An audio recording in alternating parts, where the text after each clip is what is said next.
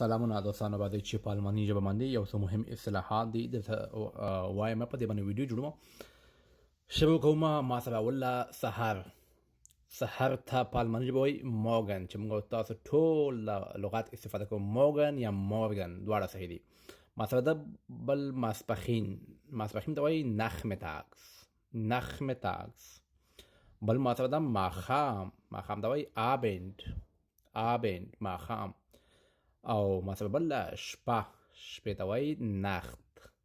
شپه نخت بل مثلا دغه اونۍ بیا وایي دیزه وخه مثلا بله میاشت ته وایي nächsten Monat بله میاشت که وایو بل کال ته بیا وایي nächstes Jahr کوای پرون ته وایي gestern کوای سبا نه بله ورځ ته وایي übermorgen سبا نه بله ورځ ویډیو مکمل ګورئ ښایسته ویډیوګانې ښایسته اصلاحات ستاسو لپاره جوړوم